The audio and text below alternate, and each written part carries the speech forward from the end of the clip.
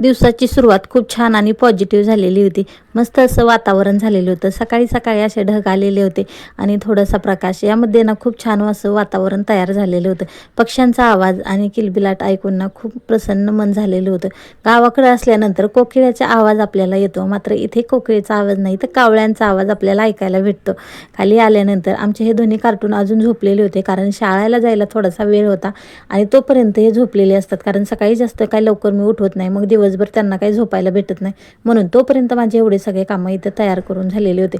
आता या स्वयंपाकामध्ये ना मी कणिक मळून ठेवलेली होती, तर इथे थोडीशी रात्रीची कणिकसुद्धा शिल्लक होती, ते सुद्धा मी ठेवलेली होती. म्हणजे टाकून वगैरे काहीच देत नाही. आणि माझ्यासाठी इथे मी मस्त असं दालचिनीचं पाणी पिण्यासाठी गरम करायला ठेवलेलं होतं.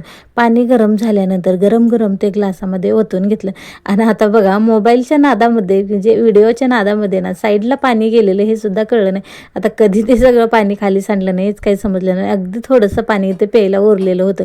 काही गोष्टी ना आपण लक्ष देत नाही, पण म्हणजे ते समजून पण येत नाही की काय झालं ते, हो की नाही. नंतर इथे ना चेहऱ्यासाठी मस्त असा मी एक फेस पॅक केलेला होता. आता हा फेस पॅक मी नेहमी वापरत असते आणि याचा खूप छान असा रिझल्ट येतो. तर काय करायचं, इथे एक हळद घ्यायची, तवा गरम करायचा आणि तवा आपल्याला म्हणजे तव्यावरती 2 चमचे आपले जे स्वयंपाकाच्या डब्यामधली हळद असते ना, किंवा तुमच्याकडे जर आंबे हळद असेल तर ते सुद्धा तुम्ही घेऊ शकता. जर नसेल तर आपल्या घरामध्ये जे म्हणजे स्वयंपाकामध्ये हळद असते ते हळद घ्यायची आणि छान अशी ते तव्यावर अगदी ब्राऊन होईपर्यंत भाजून घ्यायची. नंतर त्यामध्ये 1 चमचा आपल्याला इथे मध घालायचा आहे. आता हा मध ना माझा देशी मध होता, म्हणजे पतंजलीचा जे मार्केटमध्ये वगैरे भेटतात तसे मध नव्हता, तर देशी मध होता. नंतर 1 पॅकेट मी इथे कॉफीचं घातलं आणि थोडंसं दही घालून घेतलं, व्यवस्थित असं मिक्स करून घेतलं. आता हा खूप ना छान असा रिझल्ट आहे.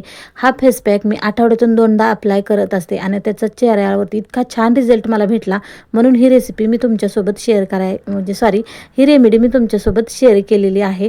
तर पाहू शकता, ते चेहऱ्याला लावल्यानंतर हळदीमध्ये ना अँटीऑक्सिडंट असतात, चेहऱ्याला लवकर म्हणजे आतून पूर्णपणे व्हाईट करायचं काम करतं. तर आपली जी कॉफी असते ना त्यात खूप छान असं म्हणजे सगळेच घटक आपल्याला चेहऱ्यासाठी खूप महत्त्वाचे असतात, तेच घटक आपण इथे वापरलेले आहेत. शिवाय मधामध्ये सुद्धा मॉइश्चरायझर असतं, त्यामुळे सगळं काही इथे मी टाकून घेतलं. दहीसुद्धा क्लिन्झिंग करायचं काम करतं, त्यामुळे चेहऱ्याला आपले इन्स्टंट ग्लो येतो. मस्त असं सगळं लावून घेतलं, चेहरा क्लीन करून घेतला.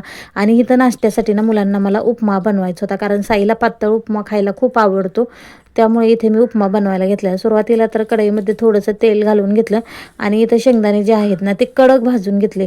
मग नंतर त्यावरती आपल्याला इथे जे हिरवी मिरची आणि गाजर हे सगळं काही मी इथे काढून घेतलेलं होतं, म्हणजे वाटाणा वगैरे सगळं काढून घेतलेलं होतं, कारण साईला तशाच पद्धतीचा आणि थोडासा पातळ असा उपमा खायला खूप आवडतो म्हणून. नंतर इथे तेल गरम झाल्यानंतर थोडीशी इथे जिरी आणि मोहरी टाकून घेतली, छान असं तडतडू दिलं. नंतर त्यामध्ये थोडासा कढीपत्ता टाकून घेतला. अगदी 2च हिरव्या मिरच्या छोट्याशा घालून घेतल्या, कारण मुलं जास्त तिखट खात नाहीत म्हणून. नंतर इथे 1 कांदा कट करून घेतला, तोही यामध्ये घालून घेतला. 2-3 मिनटं चांगलं हलवून घेतलं आणि व्यवस्थित असं थोडंसं परतल्यानंतर एकदमच काळा होईपर्यंत किंवा जास्त डार्क ब्राऊन होईपर्यंत आपल्याला इथे कांदा तळून घ्यायचा नाही. अगदी थोडासा लालसर झाला की मग बाकीचं काही सगळं टाकून यामध्ये हे आपल्याला व्यवस्थित असं हलवून घ्यायचं. थोडंसं लाल झाल्यानंतर चांगली अशी वाफ बसल्यानंतर यामध्ये मी थोडंसं इथे वाटाणा आणि गाजर घेतलेलं होतं, गाजराचे छोटे छोटे कट करून घेतले. आता हा वाटाणा जो मार्केटमध्ये भेटतो तो नाही, तर हे पॅकिंगचा वाटाणा आहे, जो की वर्षभरसुद्धा आपण फ्रीजरमध्ये साठवून ठेवू शकतो. तर हा वाटाणा इथे मी वापरलेला आहे. अशा पद्धतीचं केलेलं उपीट ना माझ्या दोन्ही लेकांना खूप आवडतं आणि त्यांचं सारखं चालू असतं. पोहे ते जास्त खात नाहीत, कारण पोह्यांमुळे त्यांना पित्त होतं, म्हणजे दोघांनाही पित्ताचा भरपूर त्रास आहे, त्यामुळे लगेच त्यांचं डोकं दुखते असं चालू राहतं दिवसभर माझ्या मागे. म्हणून शक्यतो मी त्यांना ना उपमाच बनवत असते आणि उपमा त्यांना दोघांनाही खूप आवडतो, पण अशा पद्धतीने केलेला आणि थोडासा पातळ असलेला. मी तर सगळं व्यवस्थित 2 मिनटं परत हलवून घेतलं आणि यामध्ये थोडंसं पाणी घालून घेतलं. आता तुम्ही म्हणत असताना पातळ उपमा कोण खातं, पण माझ्या दोन्ही लेकांना ना थोडासा पातळच उपमा आवडतो, कारण घट्ट झालं की ते चालू राहतं त्यांचं की मम्मी गिळत नाही, घट्ट झाले की म्हणजे आपण म्हणतो ना टोटर बसलेत, तर तसं होतं, म्हणून तिथे थोडंसं मी पातळच करते. नंतर त्यामध्ये थोडंसं हिंग घातलं आणि चवीनुसार मीठ घालून घेतलं. छान उकळी आल्यानंतर यातला थोडासा रवा मी घालून घेतला. घेतला. सगळा काही रवा इथे मी घातलेला नव्हता, कारण लगेच घट्ट झाला असतं म्हणून. आता हा रवा जे तुम्ही पाहता ना, ही मक्याचा रवा आहे, त्यामुळे थोडासा जाडसर आहे. आणि उपमा जेव्हा बनवायचा असतो ना, तेव्हा असाच पद्धतीचा रवा म्हणजे पाहिजे, जेणेकरून आपला ना एक एक दाणा असा वेगळा होईल. पण माझ्या मुलांना तसं काय आवडत नाही. पण जर तुमच्याकडं जर सुक्कं खायला आवडत असेल किंवा मस्त असं सुटसुटीत झालेला उपमा खायला आवडत असेल, तर तुम्ही त्यामध्ये ना मोठा रवा वापरू शकतात. म्हणजे छान असं आपल्या इथे उपमा तयार होतो. तर थोडीशी वाफ आल्यानंतर तुम्ही पाहू शकतात, इथे मस्त असं मी झाकून ठेवलेलं होतं नंतर. आणि मग त्याला वाफ आल्यानंतर त्यामध्ये थोडंसं मी गावाचं आपलं देशी तूप वगैरे घालून घेत असते, मुलांना खाण्यासाठी पौष्टिक म्हणून. नंतर वरून थोडेसे शेंगदाणे जे घातलेले होते आपण तळून ठेवलेले, ते टाकून घेतले, कोथिंबीर टाकून घेतली. परत एकदा सगळं व्यवस्थित असं मिक्स करून घेतलं. आता तुम्ही कशा पद्धतीचा उपमा बनवतात हे कमेंट करून मला नक्की सांगा. आणि जर तुम्हाला ही रेसिपी आवडत असेल तर नक्की व्हिडिओला लाईक करत जा. मला माहिती आहे तुम्ही नक्की करतात, पण कधी कधी माझ्या ताई, बहिणी, दादा विसरून जातात. त्यामुळे शक्यतो सुरुवातीला जेव्हा तुम्ही व्हिडिओ बघता तेव्हाच लाईक करत जा. तर इथे थोडीशी कोथिंबीर परत घालून घेतली, व्यवस्थित हलवून घेतलं आणि अगदी 2 मिनिटापुरतं झाकण ठेवून दिलं. म्हणजे आणखी थोडीशी वाफ बसली की मस्त असा आपला इथं उपमा रेडी होतो. थोडीशी वाफ येऊ द्यायची आणि मग बघायचं किती छान लागतो. यामध्ये मी थोडंसं देशी तूपसुद्धा मुलांना घालून देत असते, कारण बाकीच्या गोष्टींमध्ये म्हणजे डाळ वगैरे करत असतील तर मुलं जास्त तूप टाकून खात नाहीत किंवा नको असतं त्यांना तूप. मग असं मी काही ना काही पदार्थांमधून त्यांना तूप खाऊ घालत असते, जेणेकरून आपल्या पोटाला सुद्धा मऊपणा येतो, चेहऱ्यावरती मस्त असा ग्लो येतो. तर तुपाचे भरपूर सगळे प्रकार म्हणजे फायदे आहेत, हे तुम्हाला सगळ्यांना माहितीच आहे, ओके नाही. तर बघा इथे छान अशी वाफ येऊ दिल्यानंतर मग मी नंतर इथे काढून घेतला, प्लेटमध्ये काढून घेतला.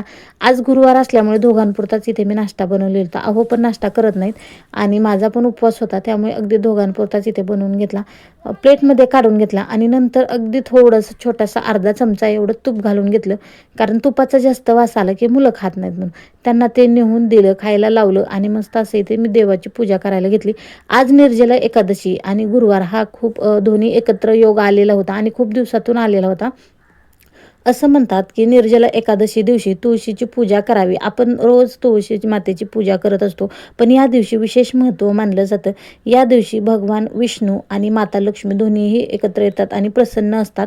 त्यामुळे या दिवशी जर आपण तुळशीची उपासना केली, म्हणजे त्याला दिवा अगरबत्ती वगैरे लावून पूजा केली किंवा मग एक लोट्यामध्ये पाणी घेऊन त्यामध्ये थोडंसं दूध आणि हळद घालून तुळशीला अर्पण केलं, तर माता लक्ष्मीचा आणि विष्णूचा आपल्यावरती विशेष प्रभाव राहतो. म्हणजे आपण जे म्हणतो ना स्पेशल, तसं ते स्पेशल आपण त्यांच्यासाठी बनतो असं म्हणतात. बऱ्याच गोष्टी मी ऐकून करत असते, कारण देवाच्या सगळ्याच गोष्टी आपल्याला माहिती नसतात, पण जर आपण त्या थोड्या थोड्या करून माहिती करून घेतलं तर त्याचा आपल्या आयुष्यासाठी नक्कीच पॉझिटिव्ह म्हणजे फरक पडतो किंवा रिझल्ट आपल्याला भेटतो. नंतर छान अशी पूजा वगैरे करून घेतली मी आणि उपवास होता म्हणून इथं मला थोडंसं माझ्याकडं पनीर होतं, जास्त काही नव्हतं आणि त्याच्यात चालू होतं सायचं की मम्मी मला पनीरची भुर्जी बनव, म्हणून मग मी इथे स्वयंपाकाला लागलेले होते. तर हे एक माझं काम खूप सोपं झालेलं आहे. आता हे चॉपर तुम्ही पाहता ना, अगदी 100 रुपयालाच मी चॉपर घेतलेला आहे. यामध्ये 2 कांदे, 2 टोमॅटो, अद्रक, लसूण आणि हिरवी मिरची सगळं काही मी टाकून घेतलं, मस्त असं चॉप करून घेतलं. तोपर्यंत कढई खूप तापली होती, त्यामुळे तेलसुद्धा पटकन काळं झालेलं होतं. मग फोडणी घातली, थोडीशी जिरी, मोहरी, कढीपत्ता घालून घेतला आणि हे जे घातलेलं होतं ना, यामध्ये मी जेव्हा आपण भुर्जी बनवते ना, तेव्हा त्यामध्ये म्हणजे आपण जे शिमला मिरची म्हणतो का, ते मी यामध्ये घालून घेत असते, जेणेकरून त्याचा फ्लेवर मस्तपैकी येतो. आणि माझी दोन्ही मुलांना ना याचा फ्लेवर खूप आवडतो, त्यामुळे इथे मी थोडंसं शिमला मिरची वगैरे त्यासोबतच इथं चॉप करून घेतलेलं होतं, ते सगळं घालून घेतलं. आणि थोडेसे घरगुती मसाले म्हणजे साठवणीचा मसाला, कांदा लसूण मसाला, पनीर मसाला छोटंसं पॅकेट आणि चवीनुसार मीठ आणि हळद हे सगळं घालून घेतलं. व्यवस्थित असं परतून घेतलं, अगदी 2-3 मिनटं परतून घेतलं की थोडंसं तेल साईडला सुटायला लागतं. मग आपल्याला इथे मी वाटाणा घालून घेतला. आता हा वाटाणा ना ऑलरेडी वापरलेला असतो, जे आपण वर्षभरासाठी स्टोअर केलेला असतो, तो वाटाणा म्हणजे कच्चा वाटाणा नसतो, जे आपण सोलून भाजी बनवतो त्या पद्धतीचा नसतो. तर हा वापरून थंड करून मग फ्रीजरमध्ये साठवलेला असतो, त्यामुळे फ्रीजच्या बाहेर काढला की अगदी लगेच मऊ होतो. त्यामुळे इथे मी तळून वगैरे काही घेतला नव्हता. जर आपण साधा बाजारातून आणून केलेला जर शेंगांचा वाटाणा असेल तर तो वाटाणा आधी आपल्याला थोडासा वाफेवरती वाफलून घ्यायचा असतो. तर इथे मी छोटे छोटे पनीरचे क्यूब करून टाकले. आता पनीर मी तळून कधीच टाकत नाही, कारण माझ्या मुलांना जास्त पनीर म्हणजे रबरासारखं लागलेलं पनीर आवडत नाही, तर त्यांना असं कच्चंच पनीर आवडतं. त्यामुळे मी डायरेक्टली तसंच पनीर टाकून घेतलं. नंतर थोडं थोडं करून याचे छोटे छोटे तुकडेसुद्धा करून घेतले. आणि बऱ्याच बायका जर पनीरला बुर्जी म्हटल्यानंतर किसून घालत असतील, पण मी अशाच पद्धतीने घालते आणि माझ्या दोन्ही लेकांनाही खूप आवडते रेसिपी. व्हिडिओ कसा वाटला, आवडला तर नक्की सबस्क्राईब